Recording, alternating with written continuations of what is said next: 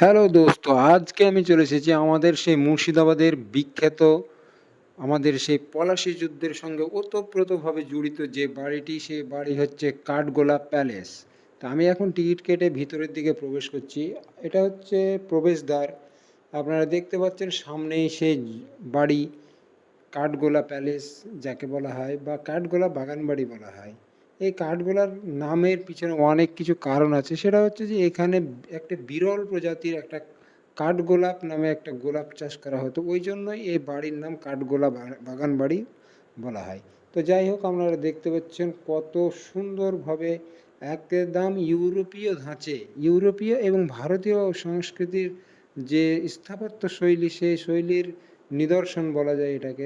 তো এই বাড়িটি মূলত জিয়াগঞ্জ এবং আজিমগঞ্জের যে সেই বিখ্যাত ব্যবসায়ী লক্ষ্মীপদ সিং দুগড় 1800 শতকে কিন্তু এই বাড়িটি নির্মাণ করেন।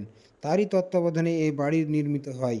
কিন্তু অনেকেই ভাবে যে এটা জগৎ সিং তৈরি করেছিল, কিন্তু না, এটা সেই আজিমগঞ্জের বিখ্যাত ব্যবসায়ী লক্ষ্মীপদ সিং দুগড়ের নেতৃত্বে এই বাড়ি তৈরি হয়েছিল। এটা প্রায় 30 একর জমির ওপরে প্রাকৃতিক পরিবেশে সম্পূর্ণরূপে প্রাকৃতিক পরিবেশে এই বাড়িটি পুরোটাই বেষ্টিত।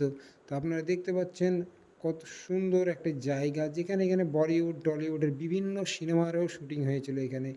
তো এটা আমি সম্পূর্ণরূপে পুকুর পাড়ের ওই পাড় থেকে আমি কিন্তু এই ভিডিওটা করছি। দেখতে অসাধারণ যে সেই বাড়িটির ভিউটা আপনারা দেখতে পাচ্ছেন।